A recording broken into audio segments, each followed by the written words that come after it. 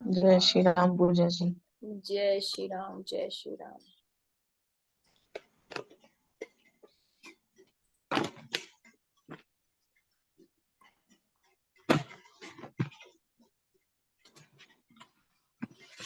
तो हम लोगों ने लास्ट ये स्लाइड कर ली थी, करेक्ट है, जहाँ पे हमने राशियों से बॉडी पार्ट्स देखे थे कि कौन से राशि में कौन सा शरीर का अंग या बॉडी पार्ट आएगा।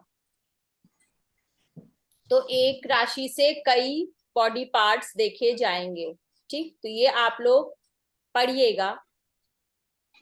अब हम आते हैं कि राशियों के और कौन से प्रकार होते हैं, क्योंकि राशियों के कई तरीके, जैसे हमने ग्रहों के बारे में पढ़ा, ऐसे ही राशियों के भी अपने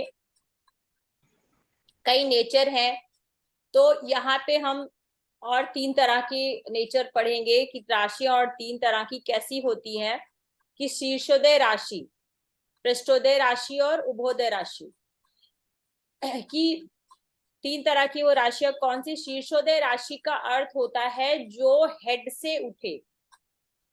ठीक है, देखो लिखा हुआ है, दीज आर साइंस और राशिज which are rising from head, जो हेड से उठते हैं। हेड से उठने का मतलब जो आगे से उठती है। अभी आप सिर्फ इसको सुनिए, आगे से उठती है। ठीक है, तो वो कौन सी है, वो है लियो, जेमिनाई, लियो, वर्गो, लिब्रा, स्कॉर्पियो और एक्वेरियस, यानी कि 3, 5, 6, 7, 8, 9 और 11 नंबर की जो राशियां हैं वो हेड से, राइजिंग फ्रॉम हेड, शीर्षोदय, शीर्ष मतलब सिर, ठीक है, सिर से उठना। कितना शेवाळ है। 9 नहीं है इसमें ना, 8 और 11। हाँ, ये लिखा हुआ है 3, दिखाई दे रहा है सबको। जी। हाँ, तो 3, 5 यानी कि जेमिनाई, लियो, वर्गो, लिब्रा, स्कॉर्पियो और एक्वेरियस। ठीक है, तो ये 5, 1, 2, 3, 4, 5, 6 राशियां जो है वो कहां से उदय होती हैं, हेड से। शीर्षोदय राशियां कहलाई जाती हैं ये। अब बाकी की 1, 2, 3, 4, 5, 6, ठीक है, तो 1, 2, 3, 4, 5, 6, 1, 2, 3, 4, 5, 6, हाँ 5, वही मैं रॉन्ग पढ़ रही हूँ, मैंने कहा ऐसे कैसे हो सकता है। ये 5 राशियां जो है वो पृष्ठोदय राशियां होती हैं। पृष्ठोदय मतलब, पृष्ठ मतलब पीठ, ठीक है, पृष्ठ मतलब पीठ, उदय मतलब पीछे से उठना, पीछे से उठना। दीज आर साइंस और राशिज which are rising from back. और वो कौन सी हैं, 1 नंबर की एरीज, 2 नंबर की टॉरस, 4 नंबर की कर्क यानी कि कैंसर, 9 नंबर की सेजिटेरियस, 10 नंबर की कैप्रिकॉर्न। ये जो राशियां हैं वो पृष्ठोदय राशियां होती हैं, ये पीछे से। फिर एक राशि है 12 नंबर की राशि जिसे उभोदय कहते हैं। उभोदय का मतलब दोनों तरफ से उठना। कहां से, which are rising from both head and back. अब इनका मतलब क्या है, इनका मतलब ये होता है कि शीर्षोदय राशियां जिस भी हाउस में, जिस भी भाव में होती हैं, उन भावों में आपकी कार्य सिद्धि जल्दी हो जाती है। कार्य का होना, उस भाव से रिलेटेड जो चीजें रहेंगी उसमें आपको चीजों की स्टार्टिंग जल्दी हो जाती है। जैसे कि बच्चा जब बाहर निकलता है तो हेड से निकलता है तो तुरंत दिखाई देता है ना। बैक से होगा तो तुरंत नहीं दिखाई देगा। पीछे से, अब एक राशि है जो पीछे से भी उदय होती है और आगे से, तो इसका अर्थ ये हो गया कि हेड से राइज करने वाली राशियां जो होती हैं वो आपकी कार्य सिद्धि में अच्छी होती हैं, यानी आप इनको शुभ कह सकते हैं। जिन स्थानों में, जिन भावों में ये राशियां पड़ती हैं, मान लीजिए ये राशि आपके दूसरे भाव में पड़ रही है, तो इसका अर्थ है कि आपका जो अर्निंग है वो जल्दी स्टार्ट हो जाएगा, पैसा आना जल्दी स्टार्ट हो जाएगा, सेविंग जल्दी स्टार्ट हो जाएगी। 11 नंबर में अगर ये राशि पड़ रही है तो आपका कमाना जल्दी स्टार्ट हो जाएगा। 9 नंबर में राशि पड़ रही है, 9 नंबर मतलब 9 नंबर के भाव में, 9वें भाव में अगर ये राशियां आ रही है, शीर्षोदय राशि में से कोई राशि, तो क्या होगा, आपका भाग्योदय जल्दी हो जाएगा।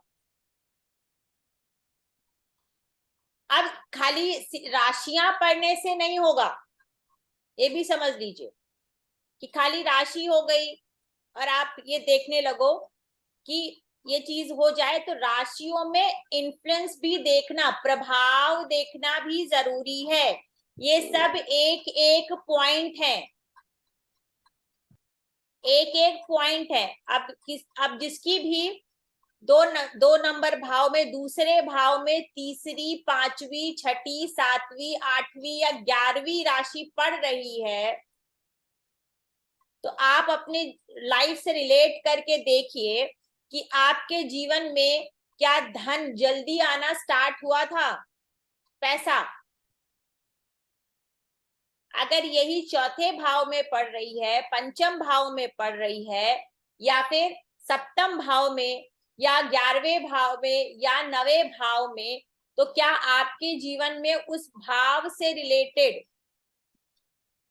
जो भी कार्य हैं क्या वो जल्दी हुए हैं?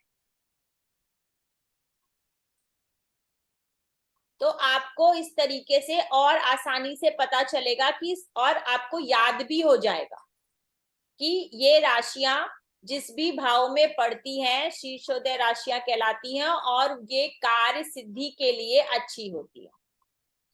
अब पृष्ठोदय राशि में क्या है कि ये राशि बैक से उठती हैं, तो ये राशियां जिस भी भाव में पड़ती हैं उस भाव में ये डिले कराती हैं, लेट कराती हैं, कार्य में विलंब कराती हैं।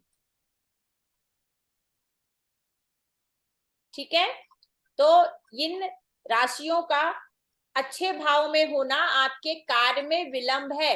अच्छा, ये सारी चीजें आपके प्रश्न कुंडली में ज्यादा काम आती है। ठीक है, प्रश्न कुंडली में ये सारी चीजें बहुत काम आती हैं, और ये स्पेशली प्रश्न कुंडलियों के लिए ही ज्यादा चीजें यूज में आती हैं। फिर उभोदय राशि, ये क्या होती है, यह शुभ मानी जाती है। अगर देखो ये सब लिखा हुआ है, खाली राशियों के ऊपर नहीं जाना है। यदि यह राशियां शुभ दृष्ट हो, ठीक है, और यह राशियां अगर पाप और अशुभ ग्रहों से दृष्ट हो तो कार्य बनने में विलंब होगा। सिर्फ आप राशि पढ़ के बोल दो नहीं आपका काम हो जाएगा, आप जल्दी कमाने लगोगे, विवाह जल्दी हो जाएगा, तो ऐसा नहीं है।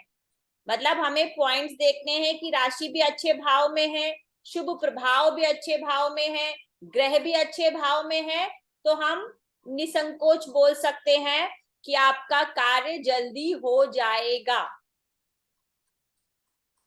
अब जिस तरीके से हमने ग्रहों के डायरेक्शन पढ़े थे उसी तरीके से राशियों के भी डायरेक्शन होते हैं। ठीक, तो 1, 5, 9 नंबर की जो राशि होती है उसकी दिशा कौन सी होती है, पूर्व दिशा यानी ईस्ट। 2, 6, 10, अब ये समझ में आ रहा है।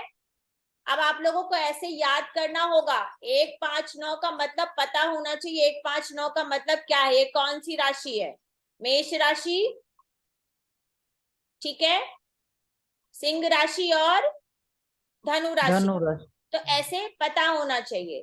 2, 6, 10 राशियों की दिशा है दक्षिण दिशा। इसका इम्पोर्टेंस क्या होगा पूजा? व्हाट इज इम्पोर्टेंस इसका मतलब? इसका इम्पोर्टेंस ये है कि जब आपसे कोई सवाल करेगा कि भाई किस दिशा में विवाह होगा, किस दिशा में जाना है, ठीक है, किस दिशा में हमें काम करना है, तब ये सारी राशियों और ग्रहों दोनों को देख करके जो राशि स्ट्रांग है, जो ग्रह स्ट्रांग है, उस दिशा में हमारा काम बनता है। कहते हैं ना, आपने सुना होगा एस्ट्रोलॉजर्स को कि आप इस दिशा में मत जाइएगा, इस दिशा के देशों में मत जाइएगा। या अगर आप सपोज टू बॉम्बे में ही रह रहे हैं और आपकी पूर्व दिशा बहुत स्ट्रांग है, 1, 5, 9 की राशियां स्ट्रांग हैं, ठीक है, तो आपको बोलेंगे कि आप इसी शहर में, या आप पुणे से हैं तो आप पुणे में भी पुणे के जो ईस्ट डायरेक्शन है, समझ रही है मैम, यस यस पुणे में जो ईस्ट डायरेक्शन है वहां पे आप काम करिए, जो भी जिससे भी रिलेटेड है, घर खरीदना है या आपको बिजनेस के लिए चाहिए या जॉब के लिए चाहिए, जो भी क्वेश्चन पे। बिजनेस के लिए देखना है तो मिस 7 नंबर देखना है ना मैम? क्या कह रही हैं? बिजनेस के लिए 7 नंबर देखना है ना? नहीं नहीं नहीं नहीं नो नहीं नहीं, ऐसा नहीं है, अभी सिर्फ आप ये मैं राशियों के डायरेक्शन पढ़ा रही हूँ। हमने लास्ट में देखो यहाँ ये तो पे, हाउस 1 मिनट,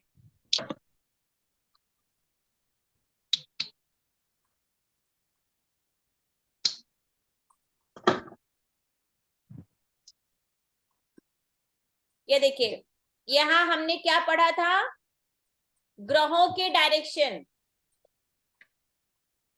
यहाँ पहले हमने ग्रहों की डायरेक्शन पढ़ी थी, ग्रहों की दिशा पढ़ी थी, ग्रहों की कौन सी दिशा होती है। अब हम राशियों की भी दिशा पढ़ रहे हैं, क्योंकि राशियां किसकी हैं? राशियां तो ग्रहों की ही है ना, राशियां तो ग्रहों की ही है।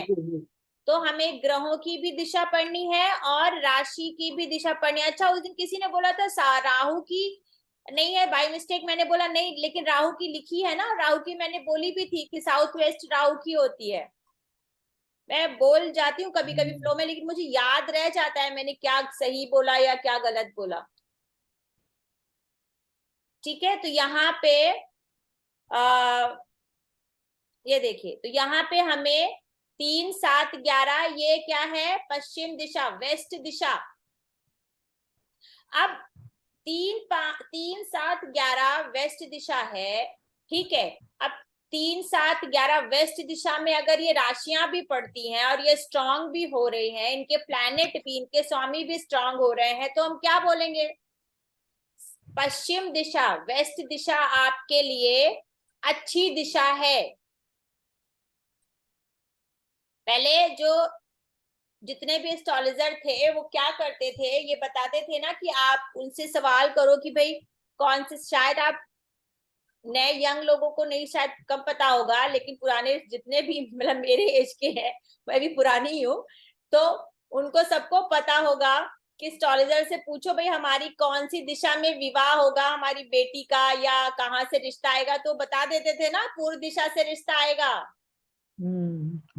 कैसे बताते थे? वो ऐसे ही बताते थे, 7वें भाव का लॉर्ड कौन सी दिशा में है, ठीक है, कौन सी राशि में बैठा है,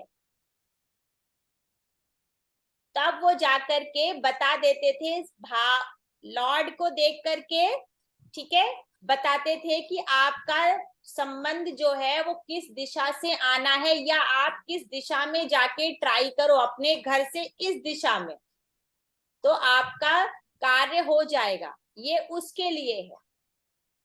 और 4, 8, 12 यानी कर्क, वृश्चिक और मीन राशि की कौन सी है? नॉर्थ दिशा, उत्तर दिशा। अब जैसे हमने ग्रहों के वर्ण पढ़े थे, वैसे ही राशियों के भी वर्ण होते हैं। तो 1, 5, 9 सेम है, खाली यहाँ वर्ण राशियां सेम है, देखिए, ठीक है। यहाँ पे क्या है? क्षत्रिय राशि, 1, 5, 9, तो 1 किसकी है? सूर्य की, 1 मंगल की, 5 सूर्य की और 9 नंबर गुरु की। तो ये अब यहाँ पे, अब इसका क्या मतलब है? तो इसका मतलब जो है, ये इंपॉर्टेंस आता है आपके कुंडली मिलान में, जहां पर ये पता चलता है कि क्षत्रिय से, कहते हैं ना, क्षत्रिय की शादी ब्राह्मण में कर सकते हैं,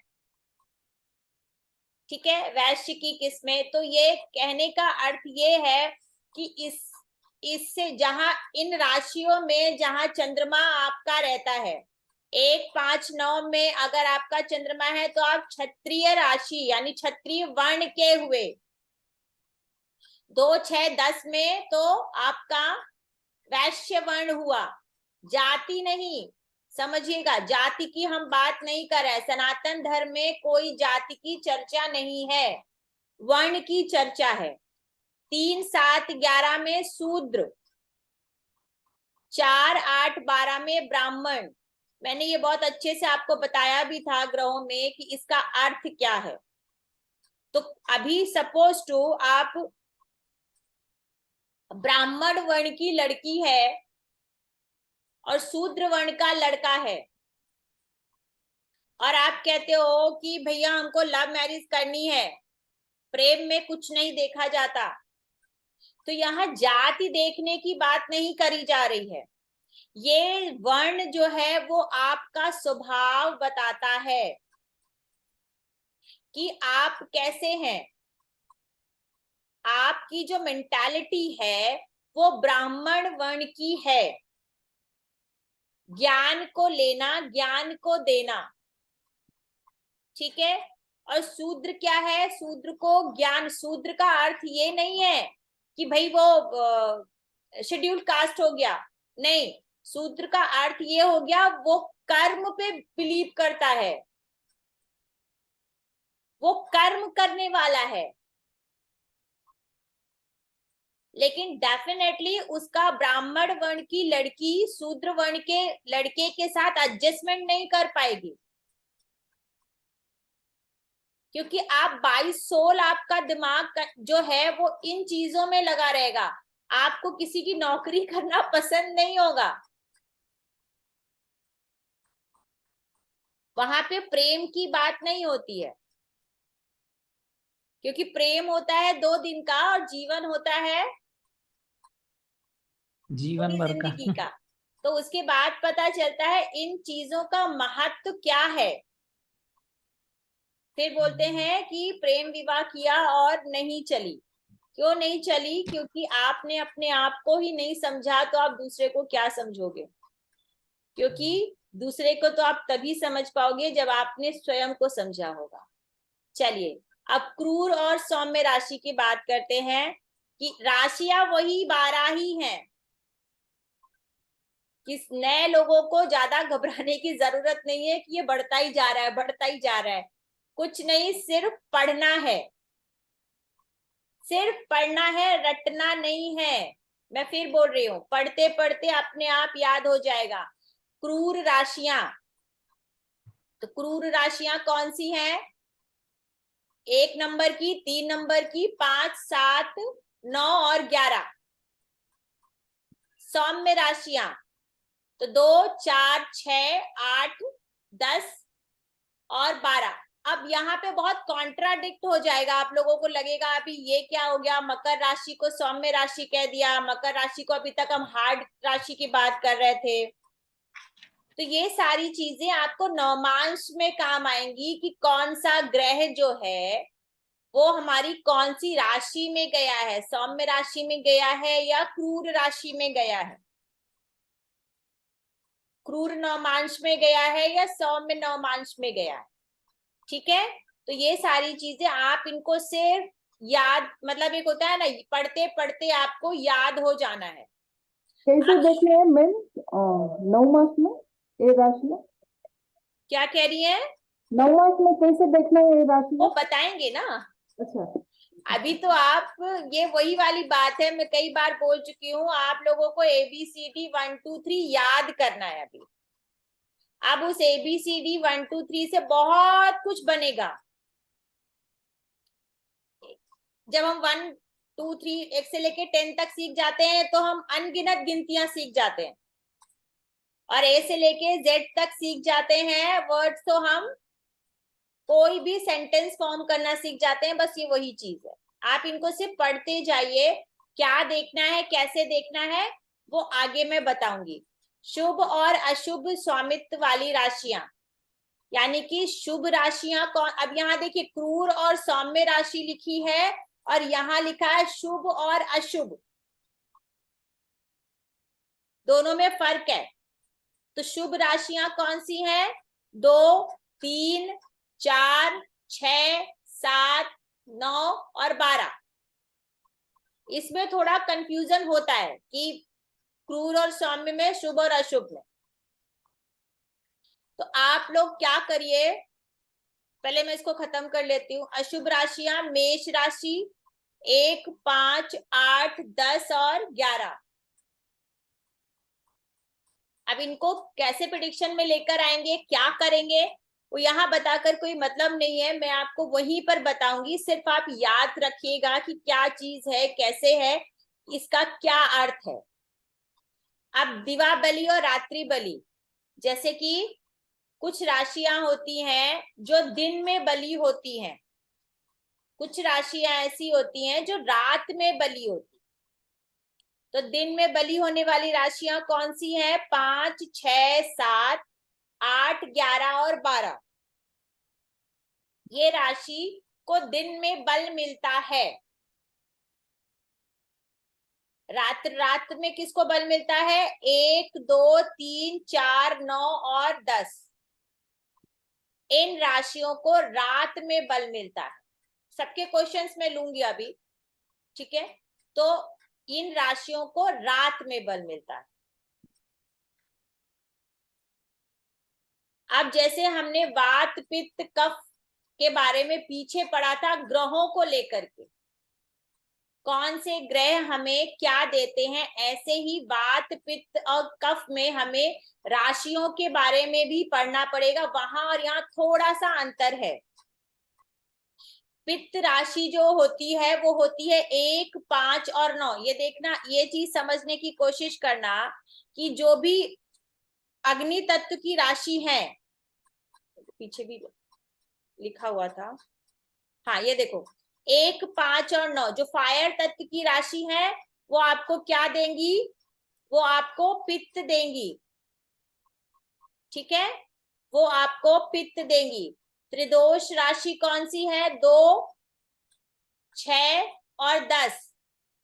2 नंबर की वृषभ राशि, 6 कन्या राशि, मकर। अब त्रिदोष में हमने क्या पढ़ा था? बुध को हमने त्रिदोष पढ़ा था ग्रहों में, बुध को हमने त्रिदोष पढ़ा था ग्रहों में। अब ये समझिएगा, जब हम किसकी बात करेंगे? त्रिदोष राशि। तो बुध को तो हमने पढ़ लिया, लेकिन और 2 राशियां, राशि बुध को ग्रह के हिसाब से पढ़ा था, यहाँ पे 2 नंबर की राशि और मकर राशि, वृषभ राशि, कन्या राशि और मकर राशि, अगर ये क्या देती हैं? त्रिदोष देती हैं, यानी वात पित्त कफ। किसी किसी की बॉडी में वात पित्त कफ तीनों के तीनों इम्बैलेंस होते हैं। तो जब ये राशियां एफ्लिक्शन में होंगी, ठीक है, और प्लस बुध, तो इंसान की जीवन में त्रिदोष जो होगा वो बैलेंस नहीं होगा। अब ये मेडिकल को समझना, वैसे तो एक एस्ट्रोलॉजर जो होता है, अगर उसने सच में सही से एस्ट्रोलॉजी, मेडिकल एस्ट्रोलॉजी पढ़ी है, तो वो किसी डॉक्टर से कम नहीं होता। डॉक्टर क्या करेगा? पहले आपको टेस्ट करेगा इतनी डिग्री लेने के बाद, और उसके बाद बताएगा कि आपको ये प्रॉब्लम है। एस्ट्रोलॉजर अगर उसको ज्ञान है, उसको मेडिकल एस्ट्रोलॉजी, बिकॉज देखो ये सारी चीजें ना मेडिकल एस्ट्रोलॉजी की चीजें हैं, उसने पढ़ी समझी, उसको कॉम्बिनेशन आता है, तो वो आपका हाथ भी नहीं छुएगा, नाड़ी भी नहीं पकड़ेगा, और बता देगा कि आपकी बॉडी में किस चीज की अधिकता है, किस चीज की कमी है, और आपको कौन सा प्रॉब्लम होगा। जैसे अभी मैंने कुछ दिन पहले धनु लग्न में शनि के प्रभाव के बारे में डाला था, कि शनि क्या करता है। मेरे पास बहुत मैसेज आए, बहुत सारे मैसेज आए कि शनि के प्रभाव उनको दिखे हैं, और उसमें से कई लोगों को, कहते हैं ना, ईश्वर ना करे किसी किसी को भी हो, कई लोगों को कैंसर निकला जिन्होंने शेयर किया। तो इससे पता चलता है कि ये ग्रह कितना प्रभाव डालते हैं और किस तरह से आपके किस एरिया में प्रभाव डालेंगे। अब वात राशि, वात प्रभाव राशि कौन सी है? 3, 7 और 11। 3, 7 और 11। अब देखना, एक चीज समझना, हमने शनि को क्या लिया था? वात में लिया था। शनि को वात में लिया था, तो शनि की कुंभ राशि जो हो गई वो वात की राशि हो गई। अगर आपकी कुंभ राशि और शनि दोनों एफ्लिक्शन में है तो इंसान को, या छठे भाव में कुंभ राशि आ रही है और शनि भी एफ्लिक्शन में है, लग्न से संबंध बन रहा है, तो इंसान को 100% वात से रिलेटेड प्रॉब्लम होगी। 110% वात से रिलेटेड प्रॉब्लम होगी ही होगी उसको। 3, 7 में, 7 में तो वैसे ही शनि एग्जॉल्टेड हो जाते हैं, और कहीं छठे के स्वामी होकर के 7 में चले गए, तब क्या होगा? तब तो फिर शनि के एग्जॉल्टेशन का खुशी मनाए या वात के आने का दुख मनाए। ठीक है। कफ से रिलेटेड कौन सी राशियां हैं? तो कफ से रिलेटेड तीनों की तीनों जो हैं जल वाली राशियां जो हैं, क्योंकि कफ किससे बनता है? बॉडी में एक्सेस वाटर जो कफ में कन्वर्ट हो जाता है। 4 नंबर, 8 नंबर और 12 नंबर ये जल राशियां हैं, तो ये कफ को पैदा करती हैं। अब कफ को पैदा करना और ये सबका क्या मतलब, मैं बार बार बोलती हूँ, किसी भी, खाली ये नहीं कि राशियां, ये राशियां आपको तब प्रॉब्लम देती हैं जब इन पर अशुभ प्रभाव होता है। ठीक है, जब इन राशियों पे, ग्रहों पे अशुभ प्रभाव होता है, तब ये राशियां या ग्रह हमारे जीवन में या हमारी बॉडी में इम्बैलेंस पैदा करते हैं। अब ये आ जाइए मनुष्य, जलचर, चतुष्पाद, कीट राशियों। अब इसका क्या, इसका यूज कहाँ होगा? तो इसका भी यूज जो है वो आपके कुंडली मिलान में होता है कि जलचर राशियां कौन सी है, मनुष्य राशियां कौन सी हैं, चतुष्पाद कौन सी हैं और कीट राशियां कौन सी हैं।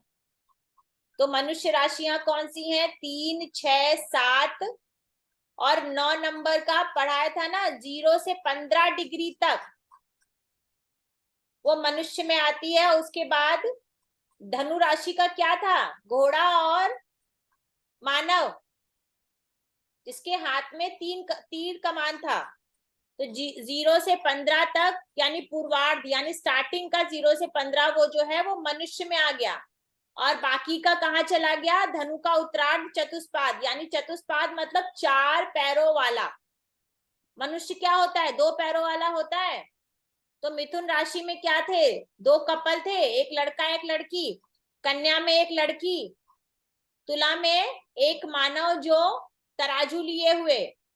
धनु का पूर्वार्ध यानी कि एक फिर से मेल बॉडी, और कुंभ, कुंभ में भी एक आदमी जो घड़ा लेकर के। तो यहाँ पे 2 पैरों वालों की बात हो रही है। चतुष्पाद जिनके 4 पैर हैं, मेष, मेढ़ा, वृषभ, बैल, सिंह, शेर हो गया। धनु का उत्तरार्ध और मकर का पूर्वार्ध, इसमें मकर का पूर्वार्ध आ जाता है। ठीक है। अब कीट राशियां कौन सी हैं? वृश्चिक राशि। वृश्चिक में क्या सिंबल था? स्कॉर्पियो, बिच्छू। ठीक है, बिच्छू। तो ये कीट में आ गया। जलचर, जो जल में रहती हैं, कौन है? कर्क। मकर का उत्तरार्ध, उत्तरार्ध में क्या था? कोई बताएगा उत्तरार्ध में क्या था? मगरमच्छ हाँ, का वो पानी। ठीक है, तो वो जलचर, जल में भी रहती है और ये पानी के बाहर भी रहता है, लेकिन इसको जलचर कहते हैं। और मीन, मछली, मछली भी पानी के अंदर रहती है। तो ये इनका वर्गीकरण है, यानी कि इनकी कैटेगरी है। अब यहां से हमारी राशियों को लेकर के ऑलमोस्ट सब कुछ ही खत्म हो गया है, कि हमने राशियों के बारे में, ग्रहों के बारे में सब कुछ पढ़ लिया है। अब क्या पढ़ रहे हैं? अब हम पढ़ेंगे नक्षत्र के बारे में थोड़ा बहुत, कि नक्षत्र की जानकारी ले लें। तो नक्षत्र क्या है? तो 108 जो संख्या है उसका बहुत बड़ा महत्व है। क्यों महत्व है? हम कहते हैं ना, हम जब भी बात करते हैं 108 की बात करते हैं, 108 मंत्रों की बात करते हैं, 108 रुद्राक्ष की माला होती है। तो ये 108 को इतना महत्व क्यों दिया गया है? तो आप सबको पता है कि हमारे जो नक्षत्र हैं वो कितने हैं? 27 नक्षत्र हैं। पहली ही स्लाइड में बताया था मैंने कि 27 नक्षत्र, 12 भाव, 12 राशियां और 9 ग्रह। तो उन 27 नक्षत्र के कितने पद होते हैं? हर नक्षत्र के 4 पद होते हैं। तो 27 इंटू 4 करेंगे तो कितना आएगा? 108। तो 108 के और भी बहुत तरीके हैं जीवन में। 108 यानी 9 नंबर हमारे जीवन में बहुत बड़ा महत्व रखता है। 9 हमारे ग्रह हैं। तो इसका विश्लेषण करने जाएंगे तो 10 की 10 क्लास खत्म हो जाएंगी, तभी भी कम ही पड़ेगा और विश्लेषण नहीं हो पाएगा। यहाँ फिर हम सिर्फ और सिर्फ 27 नक्षत्रों को समझते हैं कि 27 नक्षत्र होते हैं और उन नक्षत्र, हर एक नक्षत्र के 4 पद होते हैं, ठीक है। और एक नक्षत्र की डिग्री कितनी होती है? 13 डिग्री 20 मिनट का एक नक्षत्र होता है। 13 डिग्री 20 मिनट का एक नक्षत्र होता है। और जो पद और चरण की बात कर रही हूं मैं, उस एक नक्षत्र में जो 4 चरण होते हैं, तो एक चरण कितने डिग्री का हुआ? 3 डिग्री 20 मिनट का। अब 3 डिग्री 20 मिनट इंटू 4 करिए तो आपको 13 डिग्री 20 मिनट आ जाएगा, ठीक। 13 डिग्री 20 मिनट आ जाएगा। अब अब उसी तरीके से कितना? 108 चरण हो गए। कितने हो गए? 108 चरण। और 108 चरण की डिग्री कितनी होगी? 360 डिग्री। तो जो हमारा 12 भाव जो बनता है वो मैंने क्या बताया था? 360 डिग्री का होता है। हर एक भाव का डिग्री कितना है? 30 डिग्री। हर एक भाव का 30 डिग्री होता है। यानी कि एक भाव कह लीजिए या एक राशि, क्योंकि भाव में एक राशि पड़ती है, तो एक राशि का जो मान होता है, एक राशि की जो डिग्री होती है वो 30 डिग्री होती है। और एक राशि में 3 नक्षत्र आते हैं। एक राशि में 3 नक्षत्र आते हैं, ठीक है। तो आपकी 30 डिग्री पूरी हो जाती है। अब ये जो 27 नक्षत्र हैं, इन 27 नक्षत्रों को क्या, अब इन नक्षत्रों का महत्व क्या है? इन 27 नक्षत्रों को चंद्रमा की पत्नियां बताया गया है। 27 चंद्रमा की पत्नियां हैं और चंद्रमा हर नक्षत्र के पास एक दिन रहते हैं। हर नक्षत्र के पास एक दिन रहते हैं। इसका अर्थ क्या है कि चंद्रमा हर दिन एक नक्षत्र का भोग करता है। अब उस नक्षत्र में 4 पद हैं, ठीक है, तो वो अलग कैलकुलेशन है, वो अभी यहाँ नहीं पढ़ा रहे हैं कि कौन से उसमें रहेगा। तो चंद्रमा जन्म के समय जिस नक्षत्र में होता है,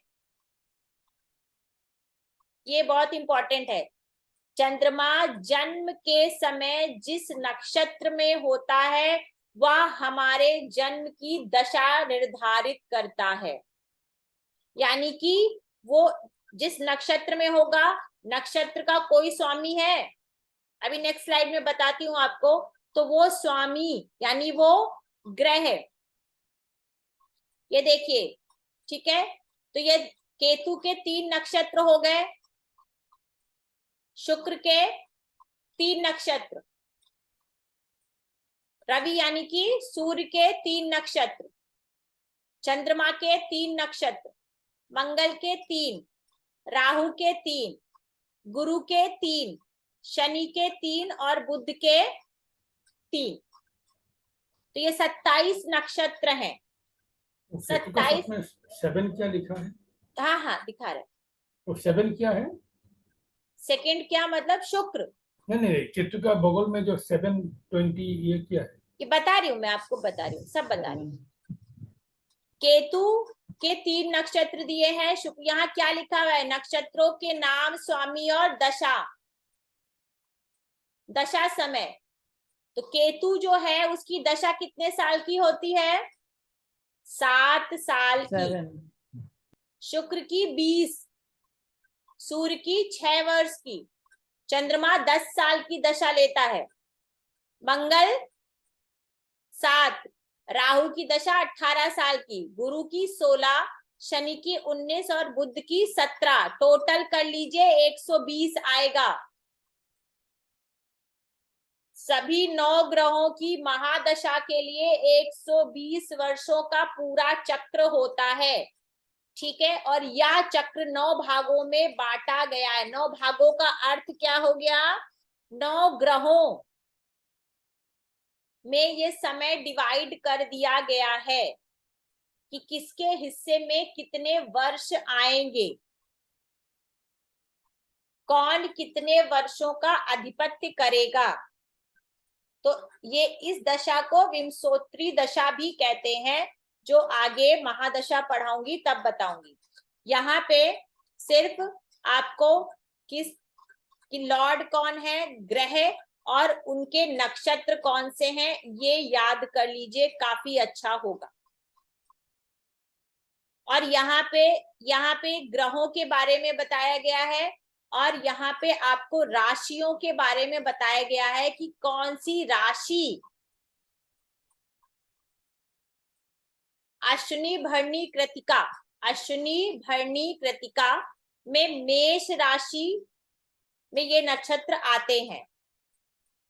पहले आप ऐसे अश्विनी भरणी, देखिए 1 2 3 ऐसे याद करना है।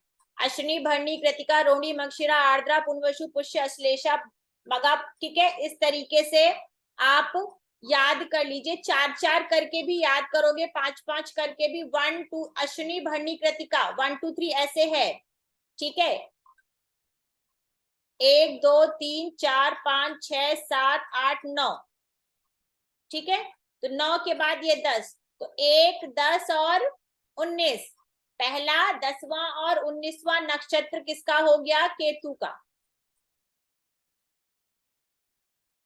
इसी तरह आपको जैसे सुविधा लगे आप वैसे याद कर लीजिए, जिसका जिस तरीके से सिस्टम बने कि आपको यहां से याद करना है, वैसे आप सीक्वेंस में याद करेंगे तो सबसे अच्छा है। अश्विनी भरणी कृतिका रोहिणी, आप रोज 4 भी नक्षत्र याद करिए, सिर्फ 4 आपको याद। अब ये याद हो जाएगा तो आपको ये भी आसानी से याद हो जाएगा। स्टार्टिंग के देखिए 1 2 3 अश्विनी भरणी कृतिका, यहाँ देखिए अश्विनी भरणी कृतिका 3 भी याद करिए, चलिए 4 मत याद करिए। तो पहले के 3 नक्षत्र किस में आ गए? मेष राशि में, ठीक है। अब ये चरण अलग है, मैं उतना डिटेल में नक्षत्र नहीं पढ़ा रही हूं। तो अब कृतिका रोहिणी मृगशिरा किस में आ जाएगा? वृषभ में। अब आप ये समझ लीजिए कि लास्ट का जो अश्विनी भरणी कृतिका रहेगा तो कृतिका के चारों पद तो आएंगे नहीं, तो इसके बाकी के 2 पद इसमें आ जाएंगे। तो जो आपका तीसरा होगा, तीसरा नक्षत्र होगा, वो पहली राशि में भी होगा और दूसरी राशि में भी होगा। बस इतना समझ लीजिए। यानी कि मेष राशि में भी कृतिका गया और वृषभ में भी कृतिका गया। और जिसने नक्षत्र पढ़ रखे होंगे तो उनको बहुत अच्छे से समझ में आ जाएगा। तो आपको सिर्फ इतना याद अगर आप रखते हो तो आप देखकर ही बता दोगे कि ये, आपको अंदर जाने की जरूरत नहीं पड़ेगी और आप देखकर बता दोगे कि भाई इस डिग्री में है तो ये कौन से नक्षत्र में है। यानी कि चंद्रमा अगर सपोज टू मेष राशि में है, अभी हमने यहाँ बात करी ना कि चंद्रमा जन्म के समय जिस नक्षत्र में होगा वही हमारे जन्म की दशा का निर्धारण करेगा। तो अगर चंद्रमा मेष राशि में है तो मेष राशि में 3 नक्षत्र आ गए, अश्विनी, भरणी और कृतिका। तो अब ये देख लिया, अश्विनी का तो कौन लॉर्ड हो गया? केतु, भरणी का शुक्र और कृतिका का सूर्य। तो 3-3 हो गए।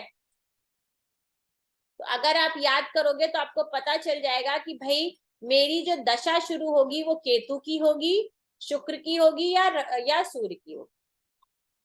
और नहीं भी याद करोगे तो सॉफ्टवेयर में सब कुछ लिखा रहता है, वहां से भी आप बार बार देखोगे तो आपको पता चल जाएगा। लेकिन नक्षत्रों के नाम याद रखोगे तो बहुत अच्छा है। ठीक है, अब आपको यहाँ पे मैंने एक स्टोरी लिखी थी, आप लोग पढ़ लीजिएगा या मैं बता दूं। चलो शॉर्ट में बता देती हूँ कि ये 27 नक्षत्र जो है वो राजा दक्ष की बेटियां हैं। 27 बेटियां, जिसका विवाह किसके साथ हुआ था? चंद्रमा के साथ हुआ। और चंद्रमा को सबसे प्रिय कौन है? कौन थी? रोहिणी। कहते हैं ना आपके पास कितनी भी चीजें हो उसमें से आपको एक सबसे ज्यादा प्यारी होती है। तो चंद्रमा को भी सबसे प्यारी पत्नी उनकी रोहिणी थी। तो रोहिणी के साथ ही समय बिताते थे ज्यादातर। तो अब जब 27 लोगों से शादी करी है आपने तो ऑब्वियस सी बात है आपको सबको समय देना है। तो 27 बीवियों में से आप सिर्फ एक को दे रहे हो तो 26 की 26 नाराज है। और उन्होंने अपने पिता दक्ष से जाके इसकी बात करी कि चंद्रमा सिर्फ और सिर्फ रोहिणी को ही समय देते हैं, हमें समय नहीं देते हैं। तो राजा दक्ष ने उनसे जाके प्रार्थना की, रिक्वेस्ट करी कि भाई आपको हर किसी के साथ समान व्यवहार करना चाहिए। आपकी सबकी सारी की सारी आपकी ही पत्नियां हैं, मगर चंद्रमा तो चंद्रमा चंचल, आज भी वो वही है चंचल, किसी की ना सुनने वाले। तो राजा दक्ष को आ गया क्रोध और उन्होंने उनको श्राप दे दिया। जब श्राप दे दिया तो उनका आकार छोटा होने लगा। तो जो हम अमावस्या और पूर्णिमा की बात करते हैं कि भाई पूर्णिमा के समय उनका आकार यानी 15 दिन वो बढ़ते हैं और 15 दिन वो छोटे होते हैं। छोटे इन द सेंस कि छुप जाते हैं। तो जब ऐसा हुआ तो फिर सारे देवताओं को भी, क्योंकि देवता कैटेगरी तो देवता वाली है, अपना पक्ष तो लेंगे ही लेंगे। तो उन्होंने बोला भाई इससे तो कोई उपाय करिए, क्योंकि चंद्रमा का इस तरीके से छोटा हो जाना सृष्टि के लिए अच्छा नहीं है। तो फिर उन्होंने अपना श्राप तो लिया, लेकिन वो श्राप पूरी तरीके से वापस नहीं हो पाया। तो उनको क्या हुआ कि 30 दिनों में वो 15 दिन छोटे रहेंगे और 15 दिन यानी कि 15 दिनों तक उनकी जो चमक है वो पूरा चंद्रमा पूर्णिमा को दिखाई देता है। पूर्णिमा को 2 दिन पहले 2 दिन के बाद तक ऑलमोस्ट पूरा चंद्रमा दिखाई देता है। तो तब से उन्होंने क्या किया कि भाई अब मैं खाली रोहिणी के साथ ही नहीं रहूंगा, मैं सारी की सारी जो मेरी पत्नियां हैं, जो बाकी की 26 नक्षत्र हैं, मैं उनके साथ भी समय व्यतीत करूंगा। तब से फिर उन्होंने हर रोज, कहते आगे पढ़ा ना कि हर रोज वो एक नक्षत्र का भोग करते हैं, अर्थात एक नक्षत्र के साथ वो समय व्यतीत करते हैं। तो 27 दिनों में वो 27 नक्षत्रों का भोग करते हैं। तो जब हम चंद्र मास की बात करते हैं तो चंद्र मास जो होता है वो होता है 27 दिनों का। और जब सूर्य मास की बात करते हैं, मास यानी महीना, तो सूर्य मास होता है 30 दिनों का, क्योंकि सूर्य जो है एक दिन में 1 डिग्री चलता है। ठीक है, सूर्य एक दिन में 1 डिग्री चलता है, यानी कि 30 दिन में 30 डिग्री चलता है। यानी सूर्य जो वेस्टर्न कंट्री है, हम लोग जो हैं वो चंद्रमा के आधार पर कैलकुलेशन लगाते हैं, और वेस्टर्न कंट्री वाले सूर्य के आधार पर। अब आपको एक और चीज बताती हूँ जो अभी तक नहीं, मैंने सोचा था जब लास्ट 10th डे होगा हमारा उसी दिन बताऊंगी। ग्रहों के विभिन्न अवतार के बारे। ठीक है, ग्रहों के विभिन्न अवतार कौन कौन से हैं, जो बहुत ही इंपॉर्टेंट है आप लोगों के लिए जानना भी। इससे क्या होगा, अब आप सोचेंगे इससे क्या होगा, इनको जानने की क्या आवश्यकता है।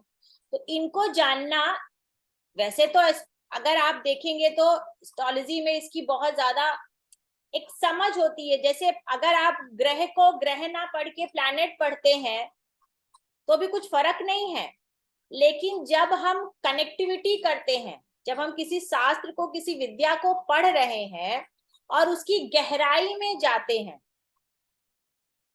उसकी गहराई में जाते हैं, तो हमें पता चलता है कि अच्छा, कहते हैं ना, जब आपको अपनी रूट का पता हो तो आपको अपनी मजबूती का पता होता है। तो हमें हमारी रूट का, हमारी संस्कृति का, ये जो पूरी विद्या है, ये ग्रह है, ये सृष्टि है, ये ईश्वर है, ये शक्ति है, इसके बारे में जब जानकारी होती है तो हमारा विश्वास और बढ़ जाता है। और जब हमारी आस्था और हमारा विश्वास बढ़ जाता है ना, तब आपको चीजें जल्दी ग्रहण होने लगती। तो ये वही अभी तक हर किसी को पता होगा कि 10 अवतार हुए हैं, मतलब 10 अवतार होने हैं, 10वां होना है, 9 हो चुके। और वो जो 9 ग्रह हैं उनको हर एक अवतार के साथ जोड़ा गया है कि कौन सा ग्रह ईश्वर के कौन से अवतार को बताता है। यानी हमारे जीवन को, जो हमारा जीवन जहां से शुरू हुआ, संस्कृति जहां से शुरू हुई, संस्कृति इससे पहले भी थी, सनातन धर्म ना कहीं से शुरू हुआ है ना कहीं से खत्म होगा। जब से सृष्टि है तब से सनातन धर्म है। लेकिन सनातन धर्म का मतलब इस पृथ्वी में वो ऊर्जाएं कब आई, क्योंकि ईश्वर तो ऐसा नहीं है कि यही इस लोक में है, ईश्वर तो हर लोक में है। तो हम इस पृथ्वी में रह रहे हैं, इस भूमंडल में रह रहे हैं, तो इस भूमंडल के पे रह करके चीजों को देख रहे हैं। यानी कि हम पृथ्वी पे रह करके सूर्य की गणना कर रहे हैं कि सूर्य चक्कर लगाता है, जबकि ऐसा नहीं है। हम पृथ्वी के पॉइंट ऑफ व्यू से देख रहे हैं। तो पृथ्वी के पॉइंट ऑफ व्यू से सारी चीजें जब हम देखते हैं कि भाई यहाँ पर कौन सा अवतार कब हुआ ईश्वर का, या इन ग्रहों की ऊर्जा कब, कहाँ, कैसे, किस भगवान ने किस रूप में आकर के हमको दी, तो वो जानने से हमें बहुत फायदा होता है। और देखा जाए तो हमारी स्पिरिचुअलिटी में बहुत बढ़ोतरी होती है। तो पहला अवतार कौन सा था ईश्वर का? पहला अवतार था मत्स्य अवतार। मत्स्य अवतार का अर्थ क्या हो गया? मछली। ठीक है, मत्स्य अवतार का अर्थ है मछली। राजा सत्यवत हुए, राजा सत्यवत थे एक, और वो अपना नदी में तर्पण कर रहे थे। तर्पण करना यानी कि जल देना। अंजलि में जल भरकर दे रहे थे, तो उनकी अंजलि में, अंजलि मतलब हाथ में, एक छोटी सी मछली आई। छोटी सी मछली आई तो उन्होंने देखा और उनको बड़ा स्नेह हुआ, तो उन्होंने उसको अपने कमंडल में डाल लिया। कमंडल में डाला, धीरे धीरे करके वो मछली अपना आकार बड़ा करने लगी। वो मछली अपना आकार बड़ा करने लगी और कुछ ही समय में वो इतनी बड़ी हो गई कि कमंडल से तालाब में, तालाब से फिर और बड़े सरोवर में, सरोवर से नदी में, नदी से उसको समुद्र में डालना पड़ा। अब सिर्फ कहानी सुनिएगा, समुद्र में डालना पड़ा। तो जब समुद्र में डाला, अब अगर एक तो, अब आप सृष्टि की रचना समझिएगा। सृष्टि की रचना का अर्थ क्या है, ईश्वर अभी क्या बताना चाह रहा है। सत्यवत के हाथ में जब वो मछली आई तो जरूरी नहीं था कि सत्यवत उसे कमंडल में डालते। हाथ में आई तो जरूर, एक इंसान होता है ना कि हाथ में आई, देखा तो फिर जल में छोड़ देना चाहिए, लेकिन उन्होंने क्या किया, अपना धर्म पूरा किया। क्या किया, अपना धर्म पूरा किया कि मेरे हाथ में अगर कोई जीव आया है तो वो क्या क्या मांग रहा है, हमसे रक्षा मांग रहा। उन्होंने उसको कमंडल में डाला। जब उन्होंने देखा कि उसका आकार बढ़ रहा है तो उस कमंडल से उन्होंने सरोवर में, तालाब में डाला। फिर उसके रहने का आकार और बढ़ रहा है तो उन्होंने क्या किया, लगातार अपने धर्म का कर्तव्य निभाते हुए, लगातार अपने धर्म का कर्तव्य निभाते हुए उसको उस जगह तक पहुंचाया जहां उसका सही स्थान था, अर्थात समंदर तक। क्योंकि इतनी विशाल काय मछली कहाँ रह सकती है, समंदर में ही रह सकती है, नदी में भी नहीं रह पाएगी। तो यहाँ पर सत्यवत राजा हमें क्या बताते हैं कि आपको आपका धर्म अगर पूरा करते हो, धर्म का अर्थ समझिएगा, हिंदू मुस्लिम सिख ईसाई नहीं। उन्होंने एक मछली को जीवन देने के लिए अपने धर्म का कर्तव्य निभाया। और वो जो मछली थी वो मछली नहीं थी, वो कौन थे, वो विष्णु का पहला अवतार थी। और तब उस मछली ने, उस मत्स्य रूपी ईश्वर ने भविष्यवाणी करी कि 7 दिन में एक जल प्रलय आएगा और सब कुछ जलमग्न हो जाएगा, जल में समाप्त हो जाएगा। तो हमें क्या पता चलता है कि आप अगर धर्म की तरफ हो, अपने कर्तव्य की तरफ हो, तो ईश्वर आपको बचाने आएंगे, ईश्वर आपको बचाने आएंगे।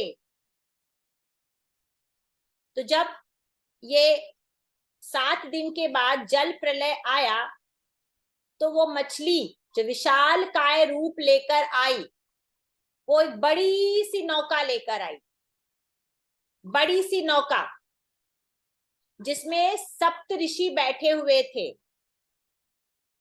सप्त ऋषि। और उस नौका में उन्होंने क्या बोला था, क्योंकि जब बहुत बड़ा प्रलय आएगा तो क्या होगा, सब कुछ विनाश हो जाएगा, खत्म हो जाएगा, जीवन समाप्त हो जाएगा। और जीवन को कभी भी समाप्त नहीं होने देना है, समय जो है वो कभी भी रुकता नहीं है, उसको लगातार चलते रहना है। तो आगे जब नया जीवन आएगा तो नए जीवन के लिए बीज का होना जरूरी है।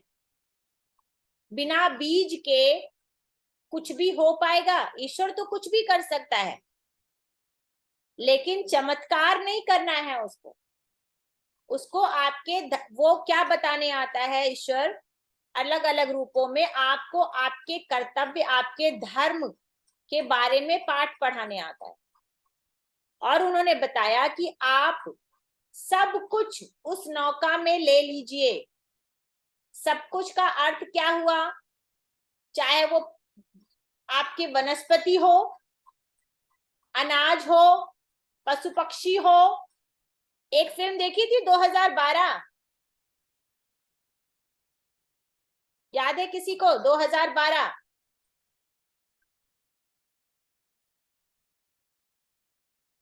नहीं याद है? ठीक है, 2012 मूवी आई थी, किसी ने नहीं देखी? देखना। मैंने देखी है। हाँ, तो वो उसमें यही कॉन्सेप्ट था, उसमें यही कॉन्सेप्ट था। नहीं देखी है तो जरूर देखना। एक्चुअली बाइबल में भी इसका वर्णन है, बाइबल में भी इसका वर्णन है। वो 2012 का जो कॉन्सेप्ट है वो यहीं से उठाया गया कि लास्ट में वो जो एक नौका बहुत बड़ी बनाते हैं और उसमें वो सारी की सारी चीजें रखते हैं, ताकि जब नए तरीके से जीवन शुरू हो तो आपके पास हर एक चीज का बीज होना चाहिए, चाहे वो वनस्पति हो, पशु हो, इंसान हो, हर तरह की जाति प्रजाति के लोग हो। ठीक है। और हमारे चारों वेद, चारों वेदों को जो एक हैग्रीवा नामक राक्षस था, उसने क्या किया था? चुरा करके समंदर में डाल दिया था, मतलब कब्जे में ले लिया था। और वेद ही हमारा जीवन है, वेद ही हमारा जीवन थे और आज भी है। तो उन वेदों को बचाने के लिए भी, क्योंकि वेद ही हमारी संस्कृति, हमारी पहचान क्या है? वेद। तो वो सारी चीजों को कलेक्ट करके उस नौका में सप्तऋषियों के साथ ले जाया गया और पूरी की पूरी प्रजाति को, यानी एक नए जीवन को स्टार्ट किया गया। तो इससे हमें क्या पता चलता है कि जो जीवन है वो किससे स्टार्ट होता है? वो पानी से। हमारी बॉडी में 70% क्या है? वाटर। 70% हमारे बॉडी में वाटर होता है। तो ये जो विशालकाय मछली थी, ये सिर्फ ईश्वर का रूप नहीं थी, ये हमारे जीवन को बताने का, स्टार्ट करने का या अंत का एक जरिया थी कि अगर हमारे जीवन को हम इस तरीके से स्टार्ट करते हैं तो ईश्वर आएंगे और आपके हर एक चीज की रक्षा करेंगे। तो जल से हमारा जीवन स्टार्ट हुआ। उसके बाद अभी तक पृथ्वी नहीं मिली, अभी तक पृथ्वी जो है वो जलमग्न ही थी।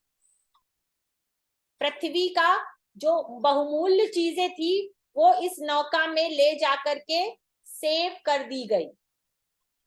उसके बाद ईश्वर का दूसरा अवतार क्या हुआ? कूर्म अवतार। और इस अवतार को के ग्रह कौन से हैं? केतु।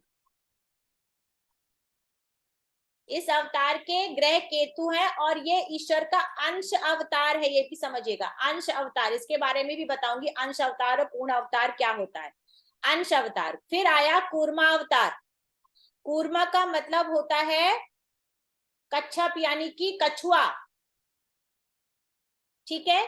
तो कछुआ अवतार जब आया, तो जब राजा बलि राक्षसों और इंद्र के बीच में, देवता और राक्षसों के बीच में जब समुद्र मंथन हो रहा था, तब वहां पर कौन सा पर्वत था?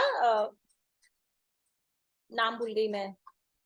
मंदराचल। हाँ, मंदराचल पर्वत। मंदराचल पर्वत को मथानी बना करके जब मंथन हो रहा था, अब ये मंथन किस लिए हो रहा था? मंथन इसलिए हो रहा था कि समुद्र में अभी भी वो चीजें थी जो सेव नहीं की जा सकी इस नौका में। इस नौका में वो चीजें जब जलमग्न हो गई सारी की सारी सृष्टि, तो ऐसी बहुत सारी चीजें थी जो अभी भी जल के अंदर ही थी और जीवन के लिए आवश्यक थी। जब तक वो चीजें बाहर नहीं आ जाती थी, नया जीवन, नई सृष्टि, नई पृथ्वी नहीं बनाई जा सकती थी। तो वहां पर जब मंदराचल पर्वत को मथानी बनाकर किया जाने लगा, मंथन किया जाने लगा, तो मंदराचल पर्वत अपने ही दबाव, अपने ही बोझ से नीचे जाने लगा। अब इसका अर्थ क्या हो गया? कभी कभी हमारे जीवन में हम अपने ही कर्तव्यों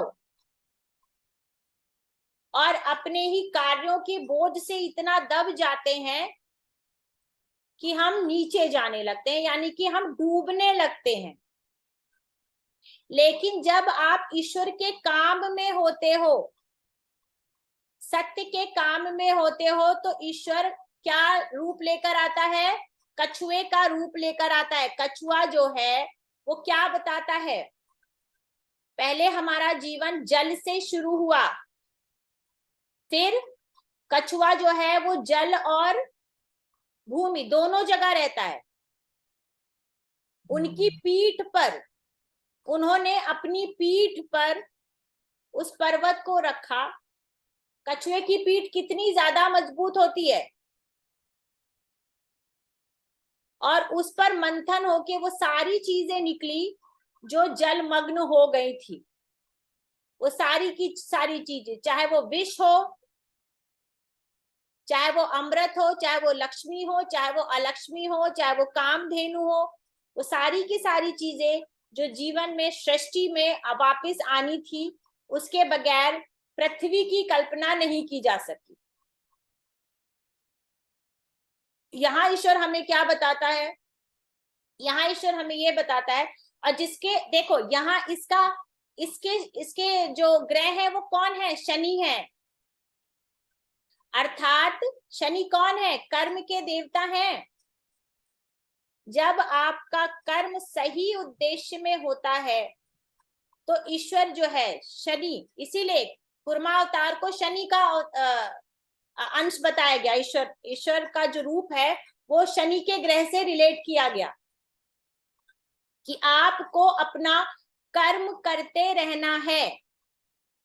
आप कितना भी नीचे क्यों नहीं जा रहे हो, पृथ्वी या जल में क्यों ना समाहित हुए चले जा रहे हो, अगर आप अपना कर्म करते जा रहे हो तो ईश्वर फिर आएगा और आपको संभालेगा, आपके उस प्रेशर को कम करेगा और वो सारी चीजें आपको निकाल के देगा जीवन में जो आपको जीवन के लिए जरूरी है। तो यहाँ हमें ईश्वर का नेक्स्ट रूप दिखाई देता है, जहां पर आपका जल और पृथ्वी दोनों का परिचय देता है ईश्वर हमें। अब तीसरा जो रूप है वो कौन सा है? वराह अवतार। वराह अवतार आपने सुना होगा कि हमारी जो सृष्टि की रचना हुई है वो किससे? उसका पहला पुरुष कौन था? मनु। पहला पुरुष मनु है और उनकी माता जो है वो है सतरूपा। तो मनु की माता, और मनु कौन है? मनु है आप स्वयं ब्रह्मा ने उनको पैदा किया। ब्रह्मा पुत्र आप कह सकते हैं, ब्रह्म के मानस पुत्र। तो ब्रह्म ने अब पृथ्वी, जब ये सारी चीजें आ गई तो पृथ्वी को कि भाई अब आप मनु जो है वो पृथ्वी को संभालेंगे। लेकिन पृथ्वी जो थी वो कहाँ थी? वो जलमग्न थी, अभी भी जलमग्न थी पृथ्वी। तो जब मनु हुए, मनु को पैदा किया, तो मनु ने कहा अब ये पृथ्वी तो मुझे मिलेगी, लेकिन मिलेगी कैसे?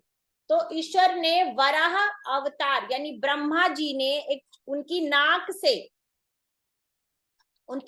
एक छोटे से बच्चे का जन्म हुआ और वो बच्चा धीरे धीरे देखते देखते इतना बड़ा हो गया, जैसे हमारी मछली मत्स्य अवतार बड़ा हुआ था, वैसे ही ये वराह अवतार जो है ये इतने बड़े हो गए और ये जाकर के जल में से पृथ्वी को निकाल के लेकर आया। आप लोगों को दिखाई दे रहा होगा यहाँ पे, अपनी नाक में रख कर पृथ्वी को लेकर के उस जल से निकाल कर लेकर आए।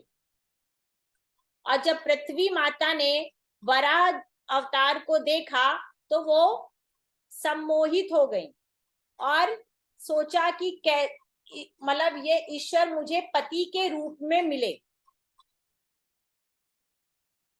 ये ईश्वर का जो रूप है वो मुझे पति के रूप में मिले। और इस वराह अवतार को किसके साथ जोड़ा गया? देखिए, राहु के साथ। इसके पहले राहु का जन्म हो चुका था, जब समुद्र मंथन में राहु का जन्म हो गया, उस ग्रह वराह अवतार को राहु के साथ। अब यहाँ पर देखिए, यहाँ पर क्या है? पूर्ण अवतार की बात करी गई है, ईश्वर के पूर्ण अवतार की बात करी गई। यहाँ पर अभी ईश्वर के सिर्फ 2 अंश अवतार की बात करी गई थी। राहु जब आया तब ईश्वर के पूर्ण अवतार की बात आई है। अब यहाँ पर ये बताया जाता है कि जल से जीवन शुरू हुआ, फिर उसके बाद एक ऐसा अवतार आया जो जल में और पृथ्वी दोनों जगह पे रह सकता था। अब यहाँ पे पूर्ण अवतार यानी एक जीव के रूप में या जानवर के रूप में आप कह सकते हो कि अब जो जीवन है वो एक जानवर के रूप में आ गया। अब हमें क्या चाहिए था? अब जानवर से इंसान के बीच की कड़ी जुड़नी थी।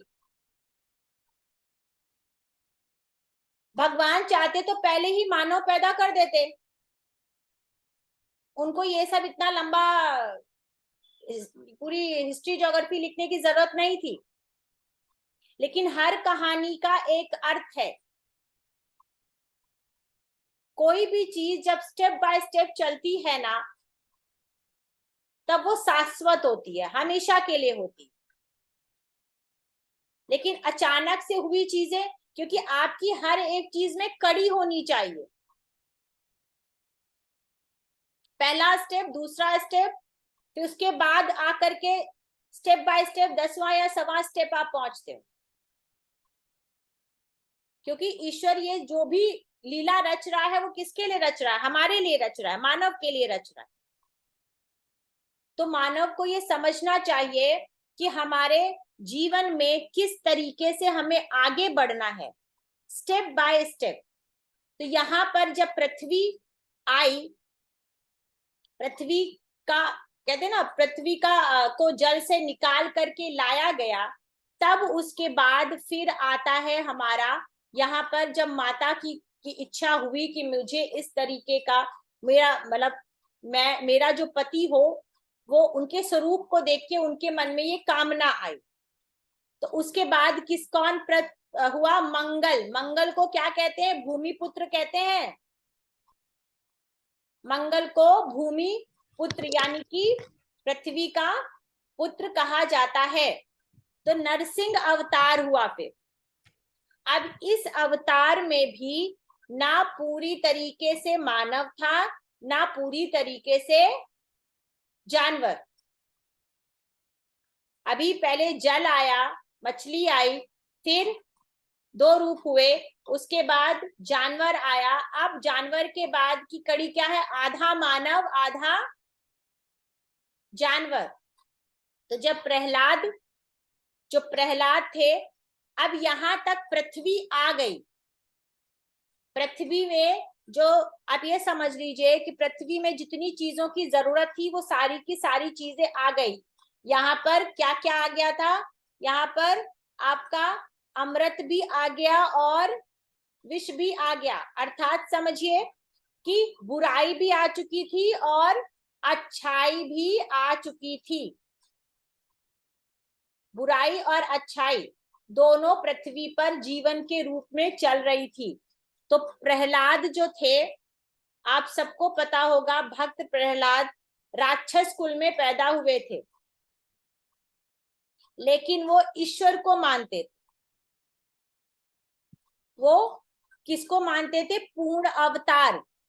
कि अगर कोई अवतार है, कोई शक्ति है, तो वो खाली और खाली विष्णु है, यानी कि ईश्वर है, उसके अलावा और कोई शक्ति नहीं है।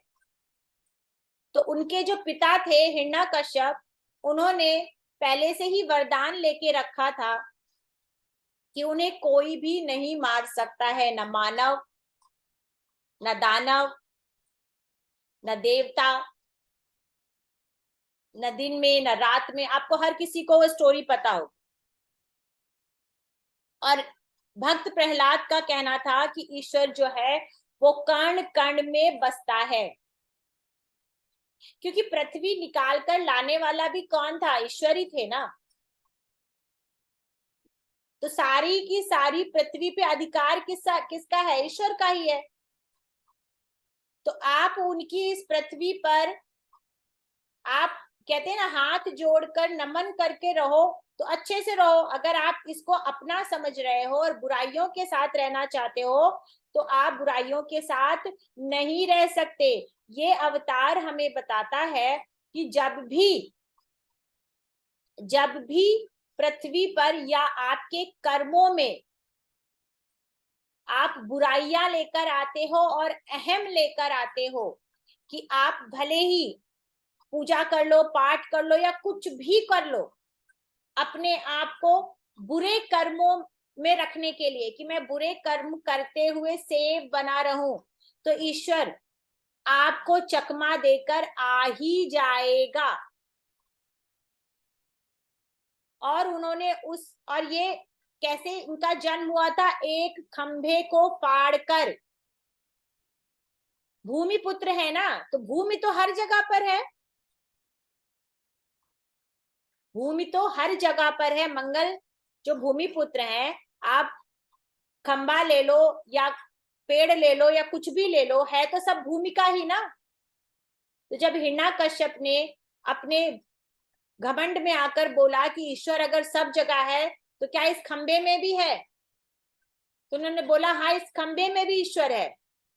और उस खंबे को फाड़ कर ईश्वर जो नरसिंह अवतार थे, यानी आधा सिंह आधा नर, वहां आकर पैदा हुए और उस हिरण्यकश्यप को फाड़ डाला। इसका अर्थ क्या हो गया? इसका अर्थ ये हो गया कि आप बुराइयां कितनी भी कर लो और ईश्वर का नाम जप रहे हो, ईश्वर उन बुराइयों को खत्म करने के लिए आएगा, 100% आएगा। और किसकी जीत होगी? उस 5 साल के बच्चे भक्त प्रहलाद की जीत होगी, क्योंकि उसकी पूरी की पूरी आस्था ईश्वर पर, पूरी की पूरी आस्था। अब यहां मंगल को क्यों लिया गया? मंगल को क्यों लिया गया? किसी और ग्रह को क्यों नहीं लिया गया? मंगल जो है वो आपको करेजियस बनाता है। उस बच्चे के अंदर क्या था?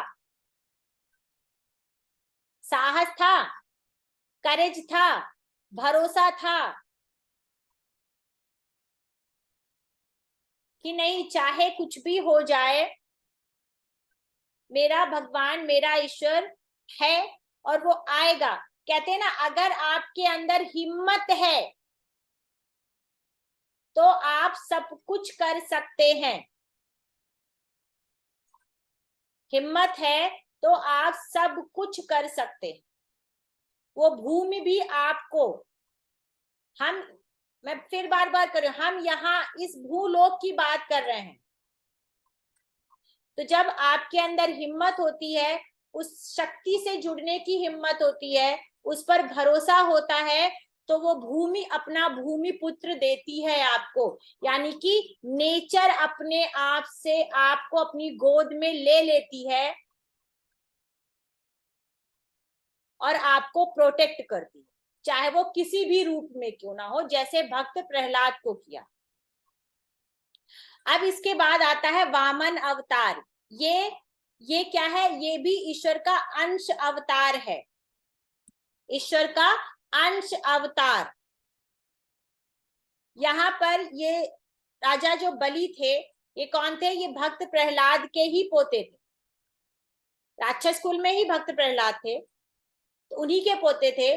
और इन्होंने अश्वमेध यज्ञ किया था और पूरे के पूरे इंद्रलोक पर इन्होंने राज कर लिया था, इंद्रलोक को जीत लिया था, पृथ्वी को भी जीत लिया था और स्वर्ग लोक को भी जीत लिया था। मतलब ये इतने बली थे और इनके गुरु जो थे वो शुक्राचार्य जी थे।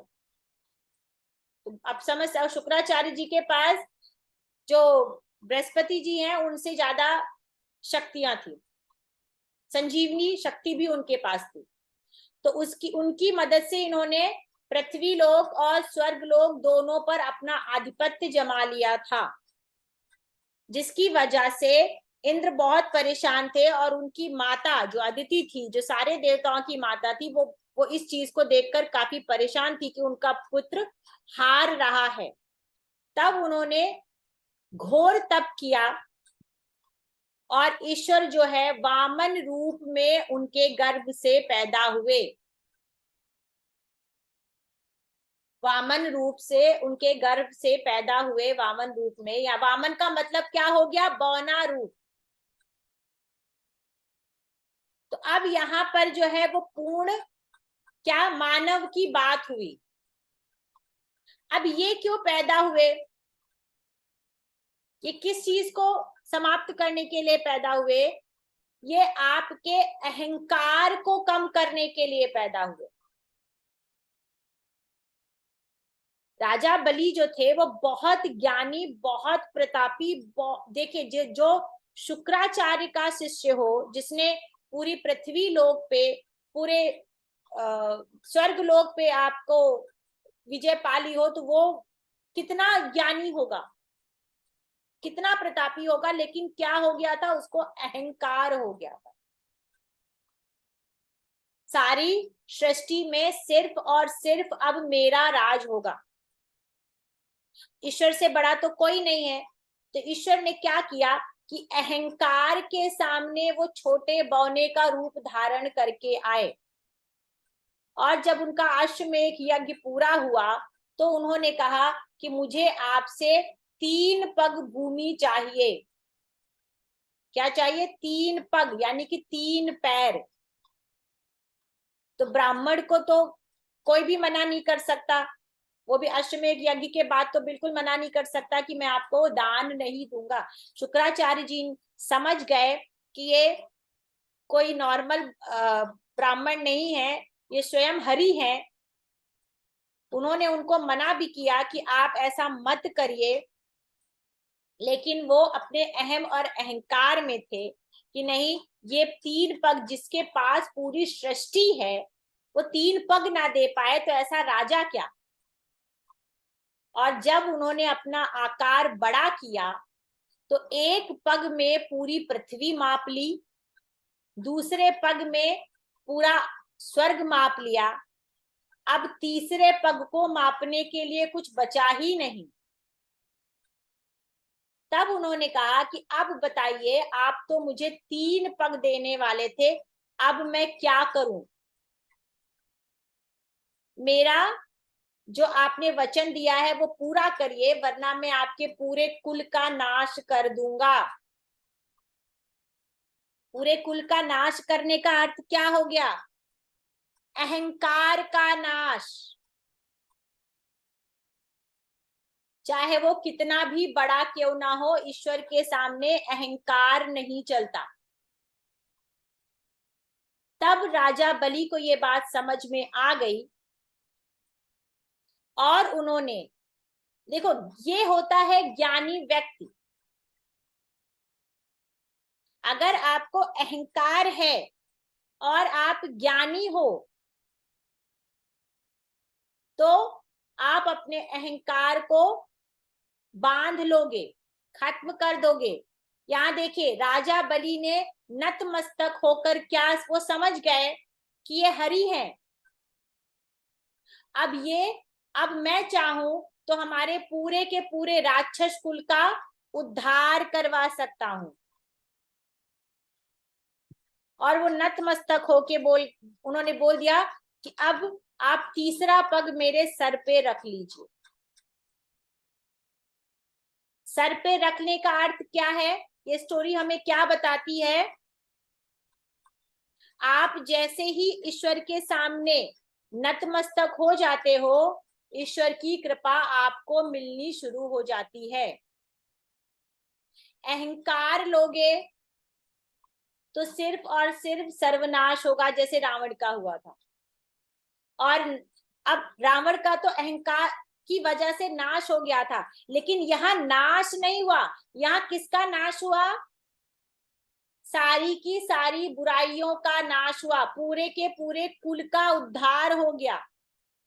पूरे के पूरे कुल का उद्धार करने वाले कौन थे? राजा बलि थे। और यहाँ पर फिर जब ईश्वर ने उनके सिर पर पांव रखा, ईश्वर ने सिर पर पांव रखने का अर्थ समझ लीजिए आप क्या होगा। पूरा का पूरा कुल उनका उद्धार हो गया। और राजा बलि ने फिर वापस कर दिया इंद्र, क्योंकि वापस करने जैसे ईश्वर ने तो सब ले ही लिया, अब आपके पास कुछ बचा ही नहीं ना। ईश्वर ने तो आपको भी आपसे ले लिया। अभी आप पूरी सृष्टि पे हुक्म चला रहे थे, अब तो आप उनके गुलाम हो गए। तो ये भी बहुत इंटरेस्टिंग स्टोरी है। आप लोगों को मिले तो आप और गूगल में जाके पढ़िएगा कि आगे फिर कैसे हुआ, रक्षाबंधन की स्टोरी कैसे हुई यहाँ से, ठीक है। फिर उसके बाद किस तरीके से जब विष्णु हरि प्रसन्न हुए, कैसे जाकर के फिर उन्होंने उनके घर पे जाके विश्राम किया, तो काफी अच्छी स्टोरी है। फिर आते हैं परशुराम जी। परशुराम का अवतार होता है। परशुराम का अवतार भी अंश अवतार है। तो परशुराम का जो अवतार होता है वो गौ रक्षा, ब्राह्मण रक्षा, ठीक है, इन चीजों के लिए हुआ। जब सृष्टि और आगे बढ़ने लगी, धर्म कर्म के काम होने लगे, तब जाकर के, क्योंकि बुराइयां तो देखिए अच्छाइयां थी तो बुराइयां भी हर समय थी।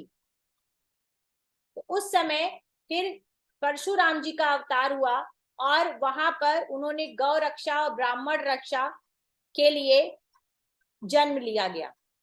गौ रक्षा ब्राह्मण रक्षा का अर्थ क्या हो गया? ब्राह्मण का अर्थ हो गया, ब्राह्मण का अर्थ फिर से जाति से समझिएगा। ब्राह्मण का अर्थ हो गया आपका ज्ञान, क्योंकि ज्ञान नहीं है तो आने वाला जीवन संभव नहीं है।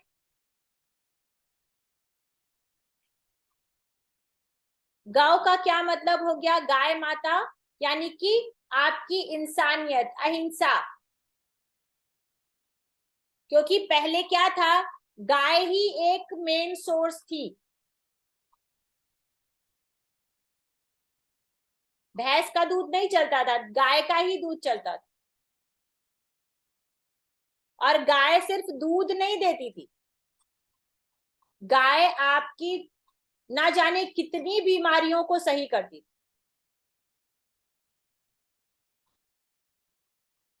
तो गाय एक बहुत बड़ा मुख्य हिस्सा था हर एक चीज के लिए। यज्ञ हो, घर हो, ठीक है, हर चीज में गाय का बहुत बड़ा, मतलब अगर एक घर है तो एक गाय आपके पास होगी ही होगी, उस मानव के रूप को आगे। क्योंकि पहले अभी आज जो हम खाने पीने की बात करते हैं ना, तो खाने पीने में सिर्फ फल और गाय का दूध ही हुआ करता था।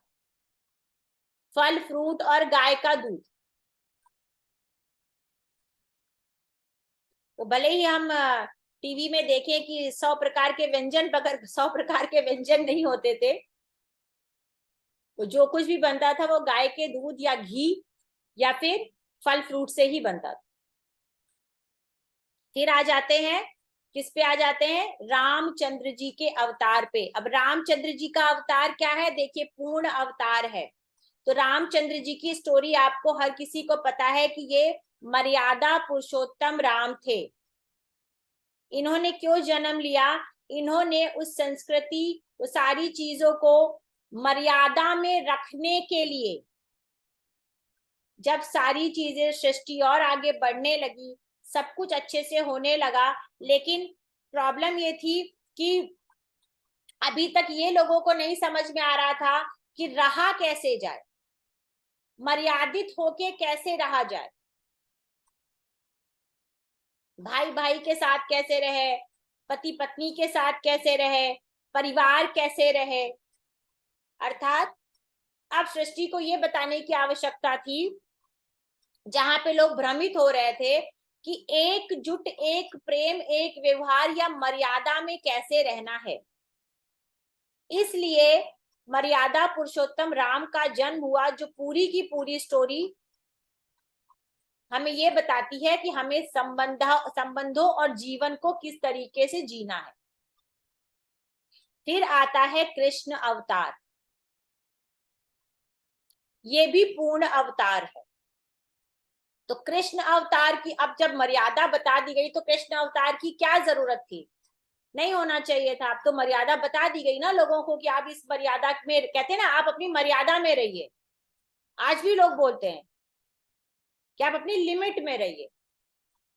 अब कभी कभी क्या होता है कि आप अपनी मर्यादा या अपनी लिमिट का गलत फायदा उठा लेते हो। अर्थात कहने का अर्थ ये है कि ये जो सिखा के गए कि मर्यादा का अर्थ क्या है, तो जब समय बीता तो उस मर्यादा को लोगों ने अपने हिसाब से तोड़ मरोड़ लिया। यहाँ क्या था, यहाँ पे भी भाई भाइयों में लड़ाई थी। जब एक मर्यादा ऐसी थी कि भाई ने भाई के लिए सब चीजें छोड़ दी, ठीक है, और यहाँ पे उस मर्यादा का गलत तरीके से इस्तेमाल किया जा रहा था। अर्थात राजा का पुत्र ही राजा होगा, चाहे वो जैसा हो। पति आपको परेशान कर रहा है तो भी पत्नी को बर्दाश्त करना है।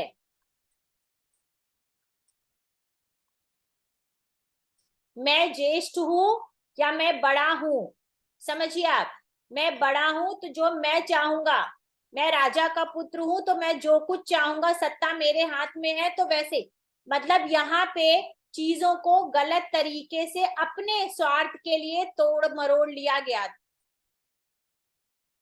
तो यहाँ ईश्वर ने आकर के ये बताया कि कभी कभी अगर मर्यादा को भी क्रॉस करना हो, किसके लिए, धर्म के लिए,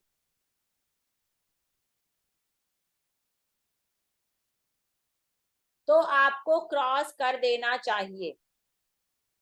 जब अर्जुन इस दुविधा में थे कि मैं कैसे मारूं, ये मेरे भाई हैं, जो हमने पीछे पढ़ा कि भरत ने राजगद्दी नहीं ली, वो मर्यादा प्रेम की थी। यहाँ पे क्या था, दुर्योधन ने अहंकार और बड़े होने का फायदा उठाया। तब उन्होंने ये बताया आकर कि ये मर्यादा नहीं है। आपका कर्म जो सबसे पहले है वो आपका अपने जीवन के प्रति है। अगर आप अपने जीवन के प्रति अपने कर्तव्यों को पूरा नहीं करते हो तो कोई अर्थ नहीं है आपका जीवन का। और ऐसे में अगर आपको अपनी मर्यादा का उल्लंघन भी करना पड़े, अर्थात सत्य के लिए आपको अपनी मर्यादा क्रॉस भी करनी पड़े, तो आप कर जाइए, ईश्वर आपके साथ।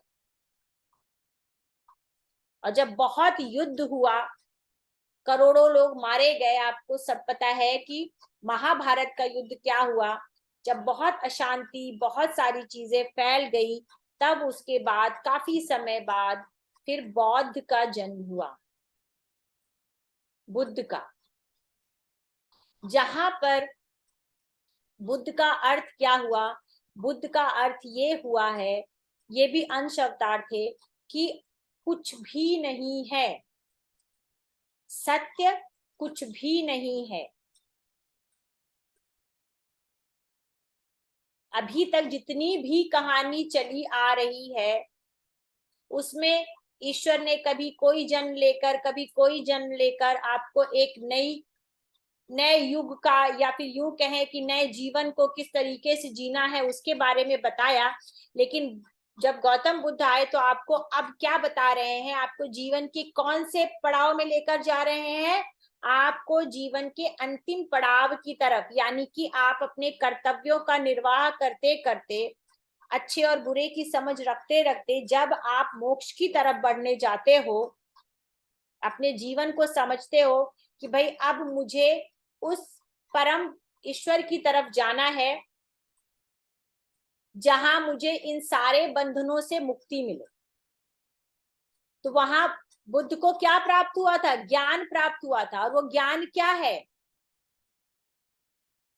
वो ऐसा नहीं है कि भगवान आकर के उनके सामने खड़े हो गए थे, उनको समझ में आ गया था। अर्थात ये बताया जा रहा है कि ईश्वर कहीं और नहीं है, ईश्वर आपके अंदर है। गौतम बुद्ध की कहानी हमें ये बताती है कि हम सारे के सारे जीवन भर यहाँ से वहां, वहां से यहाँ भटकते रहते हैं, ज्ञान को लेकर के, सुकून को लेकर के, सत्य को लेकर के, सही और गलत को लेकर के। लेकिन अगर आप ये मेरा, ये तेरा, ये भगवान, ये अच्छा, ये बुरा, ये छोड़ करके सिर्फ और सिर्फ आप अपने अंदर झांक कर देखते हैं, तो आपको ईश्वर की प्राप्ति हो जाती है, उस परम ब्रह्म की प्राप्ति हो जाती है, उस मोक्ष की प्राप्ति हो जाती है, उस ज्ञान की प्राप्ति हो जाती है जिसके लिए आप सारा जीवन भटकते चले आ रहे हैं। और उसको किससे जोड़ा गया है? बुद्ध से। बुद्ध अर्थात आपकी बुद्धि। आप अपनी बुद्ध को, अपनी बुद्धि को चेतन में रखते हो, ठीक ही चेतना में रखते हो, जागृत रखते हो, तो वो आपको ज्ञान कभी भी प्राप्त हो सकता है। और जो 10वां अवतार है, कलिके अवतार, वो कहते हैं कि अभी होगा। तो जो होगा उसके बारे में मुझे बहुत ज्यादा पता नहीं है, तो जब होगा कोई और आएगा और आपको पढ़ाएगा। तो ये पूर्ण अवतार और अंश अवतार का अर्थ ये है कि पूर्ण अवतार में पूर्ण ईश्वर का वास होता है। और अगर कुंडली में, आपको इसको ज्योतिष से ऐसे जोड़ सकते हैं कि अगर आपकी कुंडली में सूर्य, चंद्रमा, मंगल और राहु बली हैं, तो आपकी कुंडली बहुत बली है। सूर्य और चंद्रमा के बारे में हम पहले दिन से बात करते हुए चले आ रहे हैं। मंगल आपका साहस हो गया, आपकी ऊर्जा हो गई। और राहु क्या हो गया? अकस्मात चीजें हो गई। तो जब ये 4 ग्रह जो पूर्ण अवतार हैं, जिसमें ईश्वर का पूर्ण अंश है, ठीक है, तो जीवात्मा और पूर्ण आत्मा जो है, वो उसका अर्थ यही है कि जब ये 4 अवतार, ये 4 ग्रह आपकी कुंडली में, इनका कुंडली से, ज्योतिष से मतलब यही था कि जब ये बली होते हैं तो आपकी कुंडली बहुत स्ट्रांग होती है। ठीक है, चलिए यहाँ से आपका पहला पड़ाव पूरा होता है, जहां पर आपका बेसिक ऑलमोस्ट खत्म हो जाता है। जी, अभी सवाल ले लेते हैं। आज बहुत कम ही लोगों ने ज्वाइन किया। जी जी, प्रतिभा जी। हाँ, मुझे ये पूछना है कि जो डायरेक्शंस हैं वो कंसीडर कैसे करेंगे? वो बताएंगे ना अभी कैसे कंसीडर करेंगे। ऐसे आप सिर्फ याद करिए, जब क्वेश्चन आएगा ना तब बताया जाएगा कि आपको वो डायरेक्शन में कैसे, जब चार्ट्स लगेंगे तब आपको बहुत अच्छे से क्लियर होगा। नहीं, ये तो वो तो क्लियर है, जैसे कि डायरेक्शन करेंगे हम अपने घर से निकलते हैं, वो डायरेक्शन जन्म स्थान लेंगे नहीं, या जन्म स्थान से अपनी ऐसे तिथि डायरेक्शन की? नहीं होती। क्या होता है, कैसे होता है कि अगर आपको जहां आप रह रहे हो, जैसे अब आपको सपोज टू कि पश्चिम दिशा आपके लिए अच्छी नहीं, जन्म स्थान से बात हो रही है। ये कुंडली क्या बताती है? हमारा जन्म बताती है ना। तो जन्म स्थान से कौन से स्थान की तरफ, कौन सी दिशा की तरफ जाना आपके लिए अब अगर सपोज टू आपको ये भी बोल दिया जाए कि आप विदेश चले जाइए, तो विदेश में तो बहुत सारे दिशाएं हैं। तो आपके जन्म स्थान से इस दिशा में जो देश पड़ते हैं, या आपके जन्म स्थान से इस दिशा में जो शहर पड़ते हैं, शहर कह लीजिए, क्षेत्र कह लीजिए, वो डिपेंड करता है। अब जरूरी नहीं है कि हर इंसान दूसरे ही देश, दूसरे शहर जाए। उस शहर में रह के भी उस दिशा में आप अपना काम करिए। ठीक है। मोस्टली जो है वो आपका आता है किस चीज के लिए? व्यापार के लिए, और कई बार आता है बीमारियों के लिए। कई बार आप उस दिशा में, कहते हैं ना, आप अपना इलाज करा रहे होते हो या उस दिशा में लेटे होते हो, तो भी जैसे वास्तु का भी आप दिशाओं में ही लेते हो। तो कौन सी, अब हम वास्तु अलग से तो करने जा नहीं रहे हैं, तो कौन सी दिशा आपके लिए अच्छी है और कौन सी दिशा आपके स्वास्थ्य के लिए, आपके धन के लिए, आपके व्यापार के लिए, आपके संबंधों के लिए अच्छी है, वो हमें कुंडली से भी पता चलता है। ठीक है जी। संध्या जी, लास्ट में अभी आपने बताया ना राहु अकस्मात है और ये 4 ग्रह बली हो तो कुंडली अच्छी होती है। थोड़ा सा एक बार इसको और बता दीजिए। पूर्ण अवतार का अर्थ ही यही होता है। पूर्ण अंश और जो जीव अंश का मतलब यही है कि इसमें पूरी तरीके से ईश्वर का अंश है। और यहाँ पे आप देखिएगा, जितनी भी स्टोरीज आप पढ़ोगे, यहाँ पे ईश्वर ने आ करके पूरी तरीके से आपको ज्ञान दिया है। कृष्ण अवतार, राम अवतार, ठीक है। तो सूर्य और चंद्रमा की बात तो हम पहले दिन से ही करते चले आ रहे हैं, जिसमें से रामचंद्र जी और कृष्ण जी, यानी कि सूर्य और चंद्रमा, चंद्रवंशी और सूर्यवंशी हो गए। ठीक है। ठीक। अब नरसिंह अवतार जो है, ठीक है, मंगल, वो आपके मंगल हो गए। मंगल हो गए। और वो आपके हो गए, क्या नाम है, राहु जो हो गए। ठीक है। वो वराह अवतार, यानी कि वहां से आपका सृष्टि आई। सृष्टि को लेकर के आने वाले कौन थे? वराह अवतार थे ना, राहु ही थे ना। अब देखिए, अगर राहु को आप रिलेट करते हैं तो क्या है कि पहले तो राहु को किसने जन्म दिया?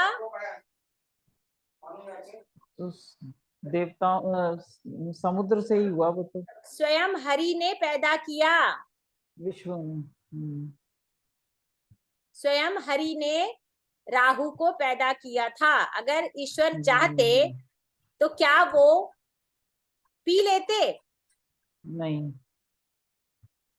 पी पाते ना। दिया। जब ईश्वर इतनी बड़ी लीला रच रहा है, तो क्या आपको लगता है बिना ईश्वर की मर्जी के राहु अमृत गटक सकते थे? नहीं। पर राहु को अकस्मात में ऐसे क्यों लिया गया है? मतलब उनका काम जैसे कहते राहु का अचानक होता है। ईश्वर आपको ये बताना चाह रहे हैं, देखिए, पृथ्वी को लेकर कौन आया? वराह अवतार ही लेकर आए। और ये पृथ्वी लोक क्या है? माया लोक है। तो इस माया लोक में सब कुछ माया ही है, कुछ भी सत्य नहीं है। कुछ भी सत्य नहीं है। और ऐसे में इस पृथ्वी को संभाल पाने की ताकत किसमें है? जो सच में बहरूपिया हो, माया रूपी हो, आकस्मिक हो, कौन संभाल पाएगा? राहु है माया का। राहु है माया। इस माया को संभालने के लिए आपके अंदर उस माया का अंश होना जरूरी है।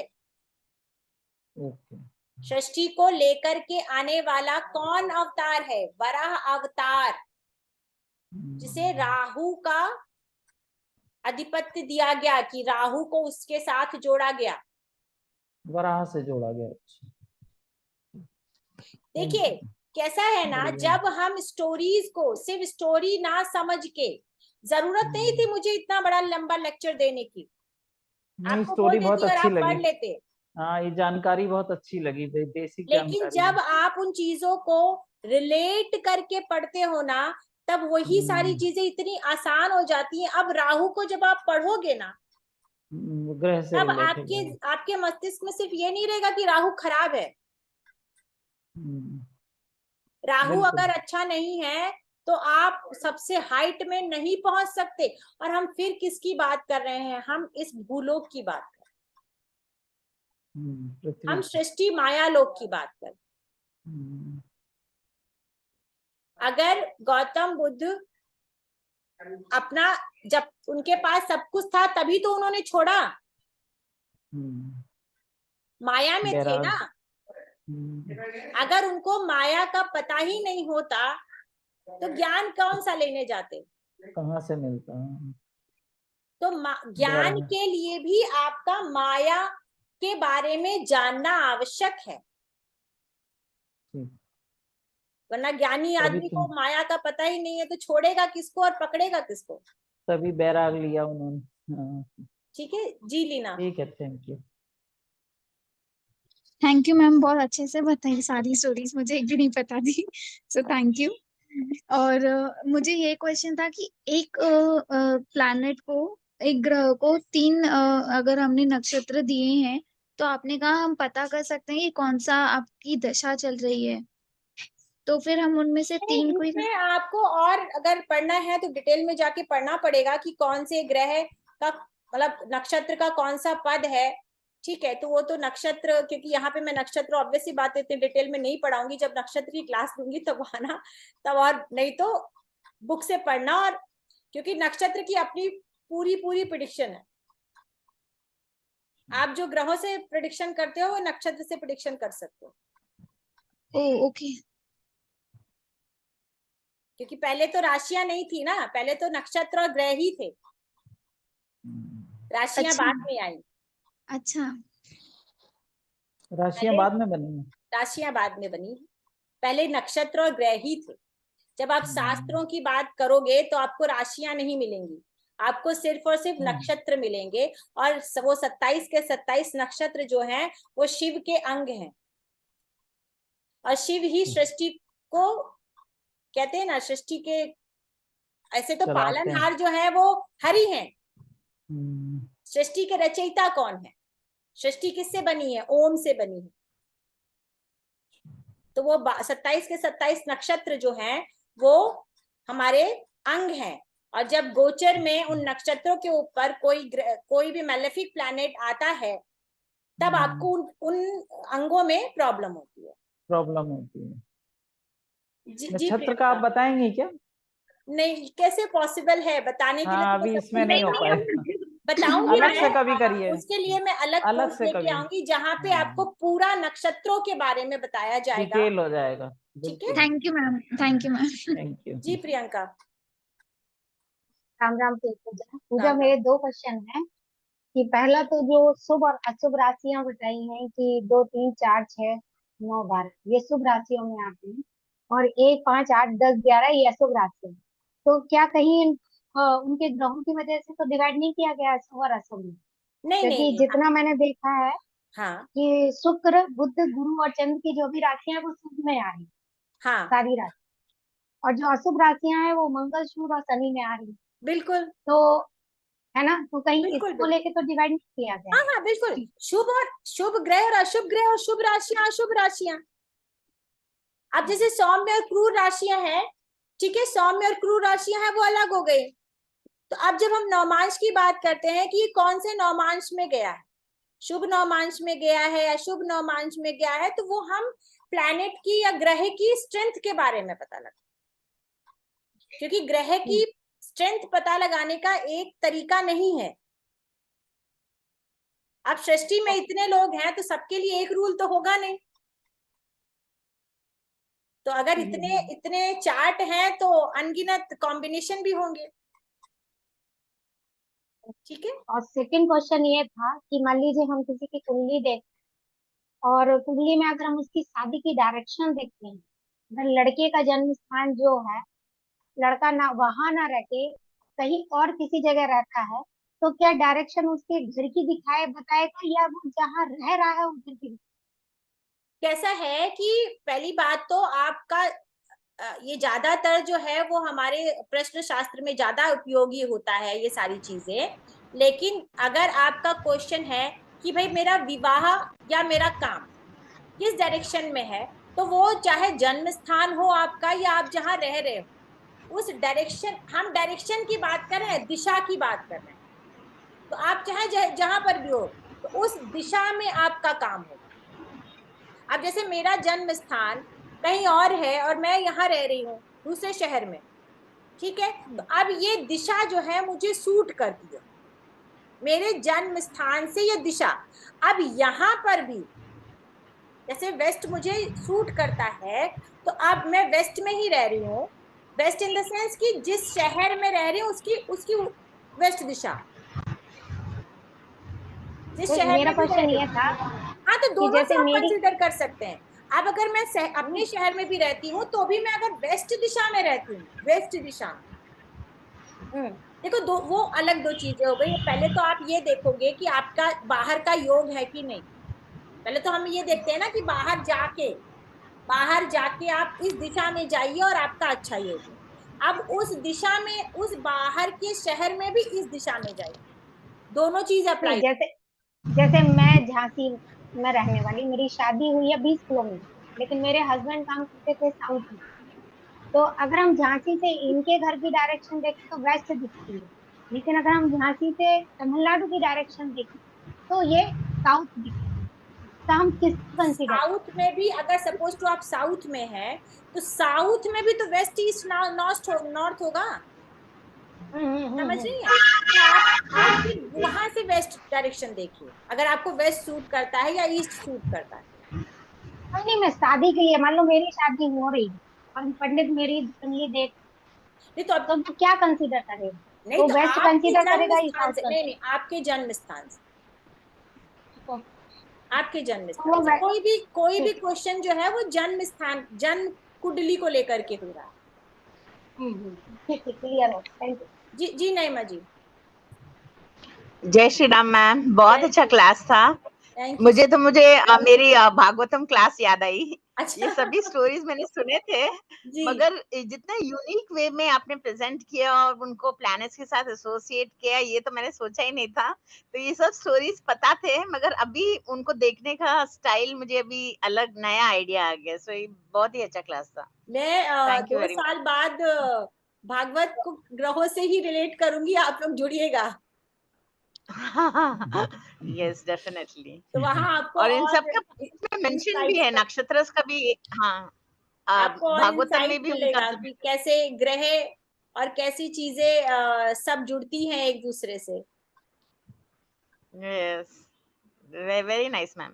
वो दिशा दिखाने के लिए थैंक यू वेरी मच। ये सब आप लोगों के लिए ही है। जी, और क्या पूछ रही थी आप?